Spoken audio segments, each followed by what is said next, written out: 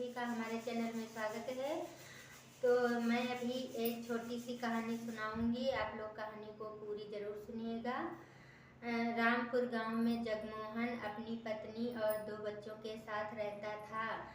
दोनों बच्चे बहुत ही प्रेम भाव से रहते थे, जिसमें उसके लड़के का नाम नीरव था और लड़की का नाम दिव्या था। दोनों भाई बहनों में बहुत ही प्रेम था। दोनों एक साथ पढ़ते लिखते थे और फिर ग्रेजुएशन करने के बाद दोनों ने अच्छी सी कंपनी में नौकरी कर ली और फिर धीरे धीरे दिव्या बड़ी हो गई। इसके बाद अब उसके घर वालों ने उसके लिए लड़का ढूंढने लगे और फिर उसके माता पिता और भाई मिलकर एक अच्छा सा लड़का देखा। फिर दिव्या से उसकी माँ कहने लगी, बेटी देखो लड़का अच्छा है। दिव्या शर्माकर वहाँ से चली गई और फिर सभी के रजामंदी से दिव्या की शादी आदेश के साथ हो गई। आदेश भी एक अच्छा लड़का था और अच्छे से एक कंपनी में काम करता था और अच्छे खासे उसके परिवार का भी खर्चा चलता था। इसके बाद दोनों की शादी करवा दी गई। दिव्या के सास ससुर नहीं थे। दिव्या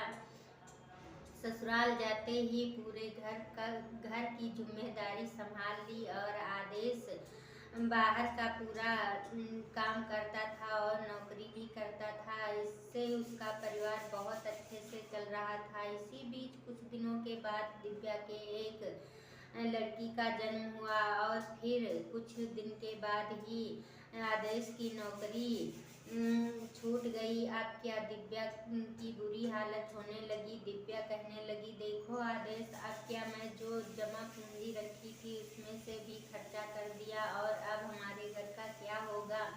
आदेश कहने लगा, दिव्या परेशान ना हो, मैं नौकरी की तलाश में इधर उधर, मुझे कहीं नौकरी मिल जाएगी तो मैं फिर से अच्छा खासा कमाऊंगा। लेकिन आदेश को कहीं भी नौकरी नहीं मिली। अब दिव्या बहुत ही परेशान होने लगी। एक दिन परेशान होकर के अपने भाई नीरव के पास फ़ोन किया और कहने लगी कि भाई नीरव, तुम्हारे जीजा जी की नौकरी छूट गई है। इसके वजह से हम दोनों बहुत परेशान हैं और आप कहीं नौकरी लगवा दीजिए। नीरव ने कहा, ठीक है दीदी, कोई दिक्कत वाली बात नहीं है, आप परेशान मत रहिए और मैं जीजा जी की नौकरी लगवा दूंगा।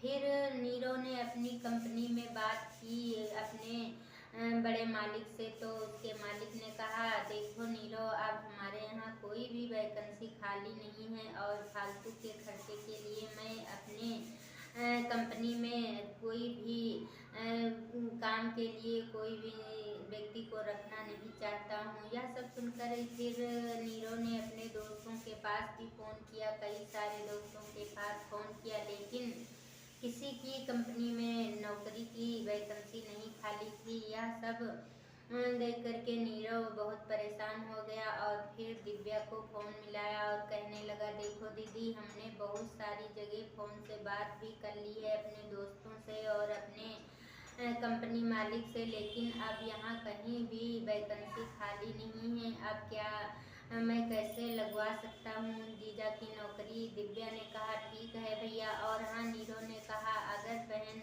दीदी मुझे किसी भी आर्थिक मदद के लिए अगर मेरी ज़रूरत पड़े तो ज़रूर कहना और बिना झिझक के मैं ज़रूर आपकी मदद करूँगा। और यह कह करके नीरव ने फ़ोन काट दिया। अब क्या दिव्या बहुत परेशान हो गई थी। इसके बाद में अब वो सोचने लगी कि चलिए कोई बात नहीं, इनको कहीं मजदूरी ही करनी पड़ेगी और छोटी मोटी नौकरी में हम कहीं ना कहीं तो गुजारा करेंगे ही। फिर आदेश को एक छोटी सीढ़ी वाली नौकरी मिली और आदेश अब उसी को करने लगा। फिर कुछ दिनों के बाद उसके पास कम पैसे मिलते थे उस जगह, लेकिन उनके पास बहुत ही तंगी आ गई और बहुत सारा कर्ज ले लिया था उसने।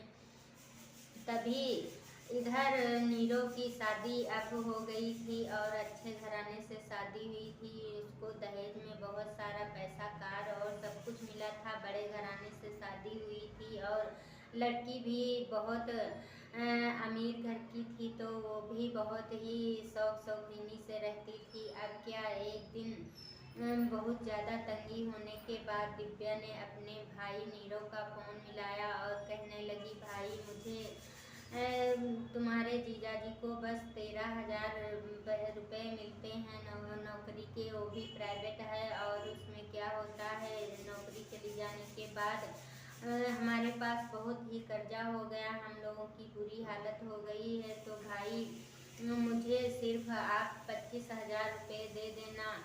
नीरव ने कहा, ठीक है बहन, और तुम फ़ोन काटिए, मैं दीदी अभी तुम्हारे अकाउंट में 50,000 रुपये ट्रांसफ़र करता हूँ। और पीछे खड़ी नीरव की पत्नी सुन रही थी ये सब। नीरव की पत्नी ने कहा, जैसे ही उसने फ़ोन काटा, नीरव की पत्नी कहने लगी, यह सब कोई ज़रूरत नहीं है पैसे वैसे देने की, ये बहन तुम्हारी तुम्हें ठगती है और ये सब झूठ बोलती रहती है, तुम्हारा सारा पैसा ले लेगी। यह सुनकर नीरव ने कहा, नहीं, और मैं बहन की मदद नहीं कर पाऊँगा तो हमारी ज़िंदगी बेकार है, और मैं अभी उनको पैसे देता हूँ। लेकिन ही तेतरार थी, वो जिद करने लगी। इसके बाद में नीरव ने कहा, चलो तुम्हारे दहेज से मैं पैसे नहीं दूंगा, और मैं अपनी सैलरी से ही पैसे दे देता हूँ दीदी को, और उसके पास कोई ज़रूर समस्या है इसलिए उसने मांगा है।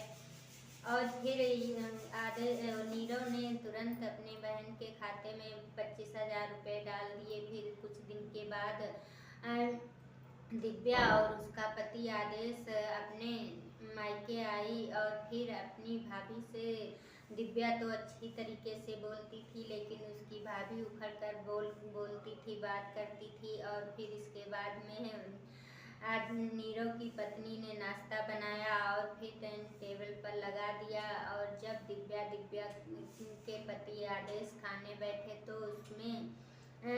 उसने आदेश को सिर्फ 3 ही पराठे दिए थे, मेथी के पराठे थे। फिर आदेश ने 3 पराठे खा लिए थे। इसके बाद में रखे पराठे प्लेट से फिर उठाने की जैसे ही हाथ बढ़ाया, उसकी नीरव की पत्नी कहने लगी, नहीं, अब तुम्हारे लिए बस 3 ही पराठे मैंने बनाए थे और वो भी तुमने खा लिए, अब ये नीरव के लिए पराठे हैं। यह सुनते ही उसकी सास, आदेश की सास कहने लगी, बहू, अगर मेरा भी ऐसे ही खाने का मन और करता तो आप भी मेरे साथ ऐसा बर्ताव करती।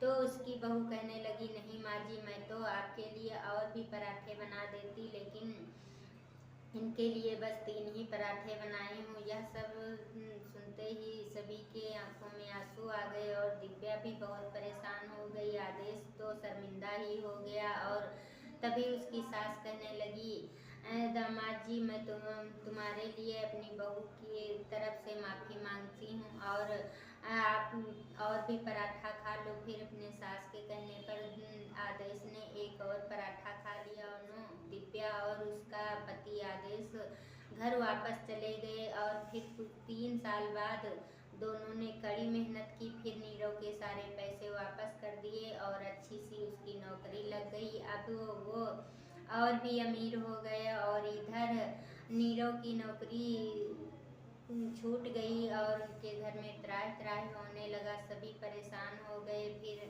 अब क्या, सभी लोग यही कोस रहे थे कि मैंने आज देखो अपने घर में आए मेहमानों का स्वागत नहीं किया, ऐसे उनके साथ में बर्ताव किया। यही हमारे खानदान में हमें लगता है कि सबसे ज़्यादा ये दुख हुआ है, और इसीलिए नीरव की नौकरी भी छूट गई है। यह सोचते हुए सभी लोग जा कर के अपनी बहन से माफ़ी मांगे, और फिर वैसे ही सब कुछ हो गया। फिर से आदेश और नीरव दोनों की नौकरी लग गई और सभी लोग हंसी खुशी से रहने लगे। तो आप लोग इस कहानी को सुनिए, कहानी अच्छी लगे लाइक, सब्सक्राइब और शेयर ज़रूर करना। अगर नए हैं तो चैनल को सब्सक्राइब करना। तब तक के लिए बाय बाय। अगली कहानी में आप लोगों का स्वागत रहेगा।